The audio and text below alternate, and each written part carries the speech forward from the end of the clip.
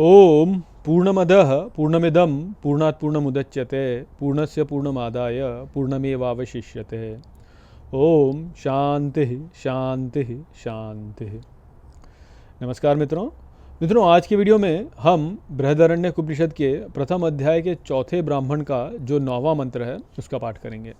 तो आइए देखते हैं कि ये मंत्र क्या कहता है। तो जो मंत्र वो कहता है, तद आहुः अर्थात वह बोला, यत् ब्रह्म विद्यया सर्वं भविष्यन्तः मनुष्या मन्यन्ते, अर्थात इस ब्रह्म विद्या द्वारा सब कुछ हो जाएंगे ऐसा मनुष्य मानते हैं। किमु तद ब्रह्म अवेद्यस्मात् तत्सर्वम अभवत् इति, अर्थात क्या वह ब्रह्म जानता था वह सब जो हुआ। तो यहाँ पर जो है ये जो मंत्र है वह समाप्त हो जाता है और इस मंत्र में जो है एक बहुत ही गहरी बात है जो कि बताई जा रही है, जिसको समझाने का मैं प्रयास करूँगा। हो सकता है कि समझाने में थोड़ी सी कठिनाई हो, परंतु प्रयास तो करना ही पड़ेगा। तो यहाँ पर जो बात बताई जा रही है वह ये सर्वज्ञता के विषय में बताई जा रही है। तो क्या बताया जा रहा है यहाँ पे बोला जा रहा है कि जो ब्रह्म है, लोग ये कहते हैं कि जो ब्रह्म विद्या जान लेता है वह सब कुछ जान लेता है और वह सब कुछ हो जाता है। तो अब यहाँ पे जो है उसको लेकर के प्रश्न किया जा रहा है कि क्या वास्तव में जो ब्रह्म है वह सब कुछ जानता है जो हुआ, अर्थात जो ब्रह्म ज्ञानी हो जाता है क्या वो वास्तव में जानता है सब कुछ। ये प्रश्न यहाँ पे किया जा रहा है। तो अब देखिए, अब तक जो हमको बताया जा रहा है वह क्या बताया जा रहा है कि पहले जो बताया, पिछले कुछ मंत्रों में जो बताया गया वो यही बताया गया कि वो जो है, जो सर्वोच्च है, वह हमको सबसे अधिक प्रिय है और जो इससे प्रेम करता है उसका प्रेम कभी नष्ट नहीं होता। जो किसी भी अन्य से प्रेम करता है उसका प्रेम नष्ट हो जाता है। और हमने ये समझा कि हम प्रेम तो स्वयं से ही करते हैं। तो स्वयं को जब ब्रह्म के साथ में जोड़ लिया जाए तो तभी वास्तव में हमारा जो प्रेम है वह नष्ट नहीं होगा। अर्थात स्वयं से ही प्रेम करना, अपने आप से ही प्रेम करना, किंतु अपने आप से प्रेम उचित ज्ञान में करना। क्या कहा जाता है ना कि अयम आत्मा ब्रह्म, ये बताया गया है मांडुक्य उपनिषद में। तो वो क्या है कि ये जो है, ये जो मैंपन है, यह ही वास्तव में ब्रह्म है। तो जो मैंपन हमारा होता है वह हमारा जब किसी सीमित से हो जाता है तो सीमित से होने पर जो है वह प्रीति नष्ट हो जाती है।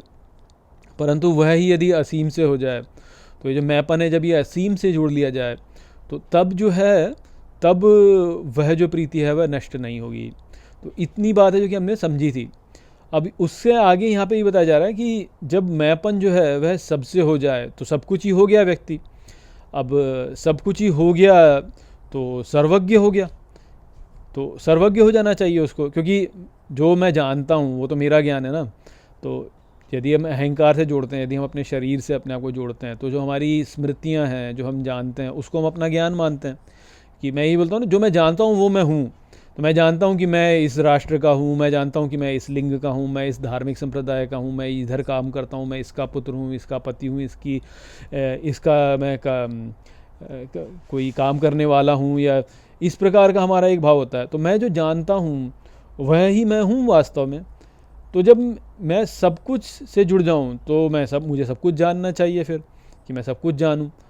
तो यहाँ पे उसको लेकर के प्रश्न किया जा रहा है कि क्या जो वैसे होता है क्या वह वास्तव में सब कुछ जानता है।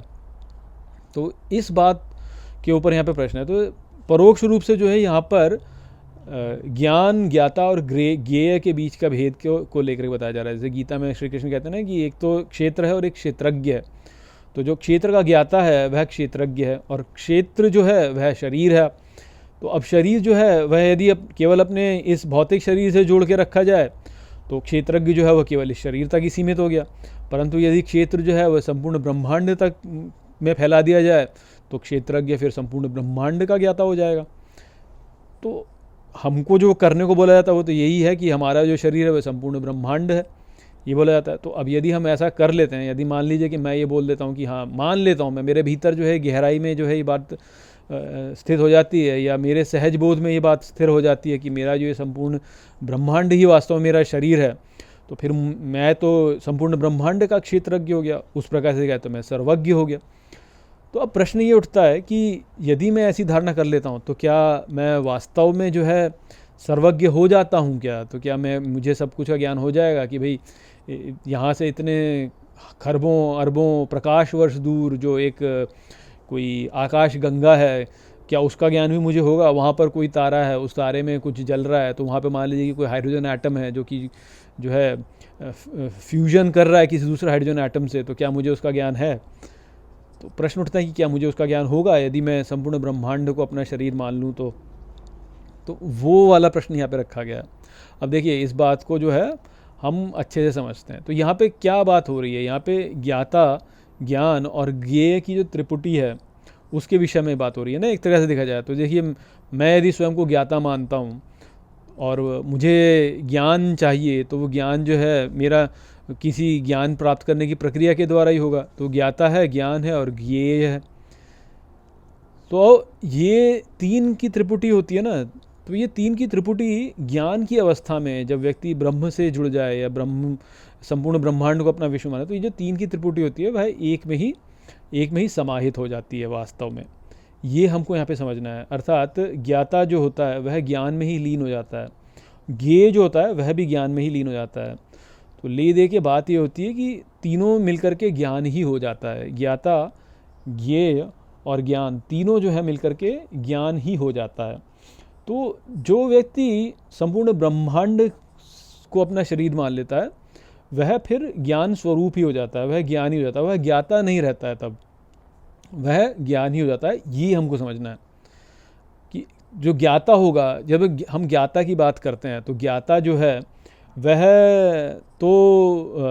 तो सीमित हो जाएगा ना, कि ज्ञाता जो है वह जानने वाला है, और यदि वह जानने वाला है तो वह ज्ञान से पृथक हो गया, और यदि वह ज्ञान से पृथक हो गया तो वह सीमित हो गया, क्योंकि ज्ञान और ज्ञाता अलग हो गए।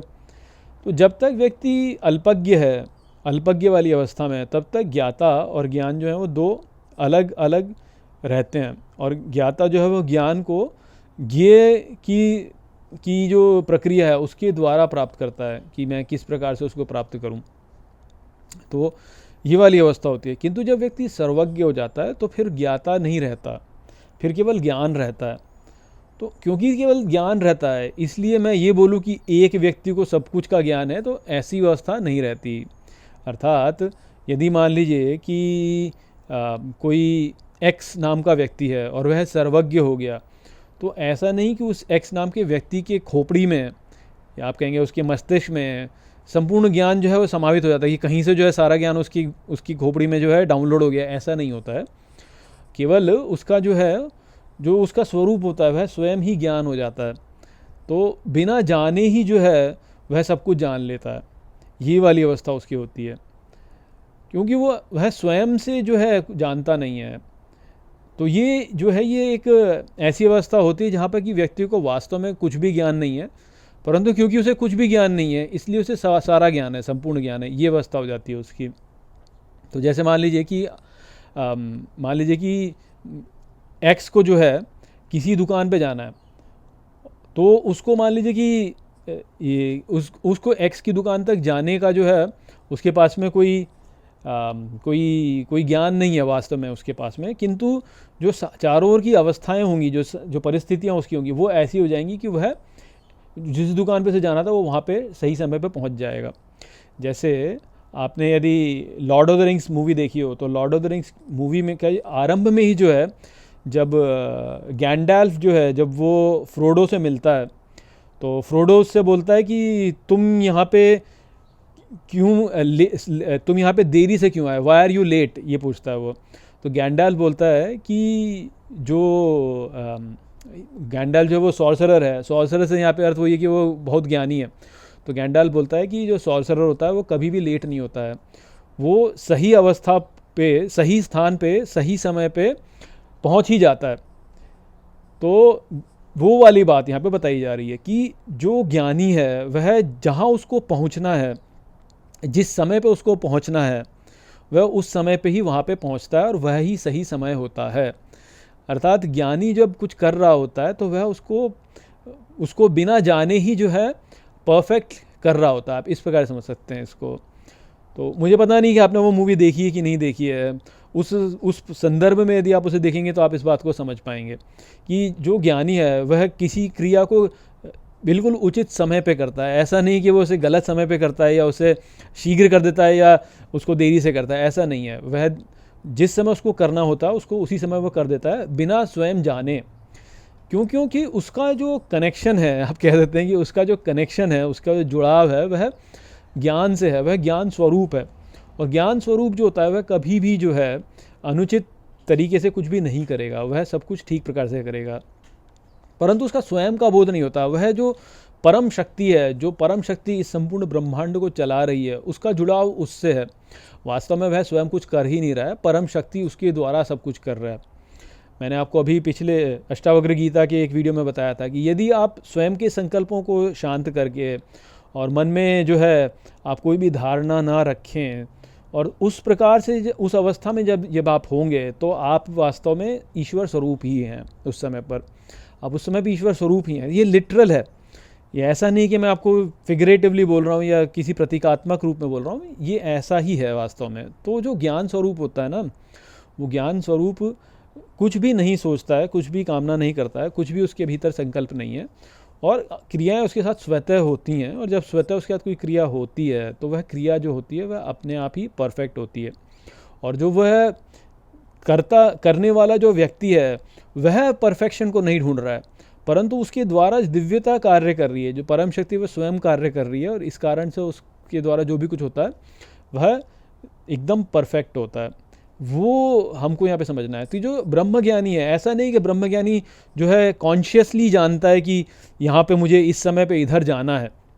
ब्रह्मज्ञानी जो वो ऐसा नहीं कि कॉन्शियसली जानता है कि मुझे ये क्रिया करनी है, वह ऐसा कॉन्शियसली कुछ भी नहीं जानता है, परंतु उसके द्वारा जो नियत क्रिया होती हैं वह स्वतः होती चली जाती हैं, क्योंकि उसने अपने चित्त को, उसने अपने अंतःकरण को जो है ईश्वर को समर्पित कर दिया होता है पहले से ही। तो ईश्वर जो है वह उसके अंतःकरण को खुद संभाल लेते हैं और वो चला देते हैं उसको आगे। तो वह स्वयं कुछ भी नहीं कर रहा है, ईश्वर ही उसके द्वारा कर रहे होते हैं। जैसे कि गीता में श्री कृष्ण भी कहते हैं ना, ईश्वर है सर्वभूतानां हृदय सन्निविष्टो, यंत्र के जैसे उसका उपयोग करते हैं वह, कि उनके हृदय में स्थित हैं वह। और आप जो अपनी धारणाएं बनाते हैं, जब व्यक्ति अपनी धारणा बनाता है तो ईश्वर की जो ऊर्जा है जो कि व्यक्ति को चला रही है उसमें जो है एक बाधा पड़ जाती है। तो हम स्वयं ही जो है वास्तव में जो शुद्ध ज्ञान है उसमें बाधा उत्पन्न कर लेते हैं, अपनी सोच डाल के, अपने विचार डाल के, अपनी कल्पनाएं करके और अपने द्वारा जो है क्रियाएं करने के द्वारा। तो यदि हम उसको हटा दें, बस उसको हटा दें बस उसको, तो ईश्वर की शक्ति जो है वह स्वतः प्रकट हो जाएगी और वहीं से चलती चली जाएगी। तो व्यक्ति को वास्तव में कोई भी ज्ञान नहीं होता है, परंतु वह सर्वज्ञ होता है, क्योंकि जो परम शक्ति है वह उसके द्वारा क्रिया कर रही होती है और वह जो है वह सर्वज्ञ है।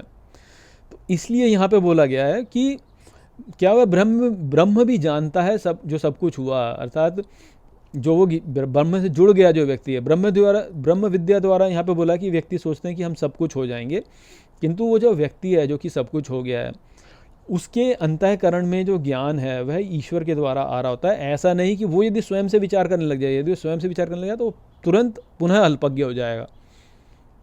तो यहाँ पे दो अवस्थाएं हैं, एक उच्च अवस्था है, एक निचली अवस्था है। जैसे कि वेदों में बोला गया ना कि दो पक्षी हैं, एक ऊपर बैठता है और एक नीचे भोग करने वाला है। तो जो ऊपर वाली अवस्था है वो अवस्था है जो कि सर्वज्ञ है, और ये नीचे वाली अवस्था जो है ये है अल्पज्ञ।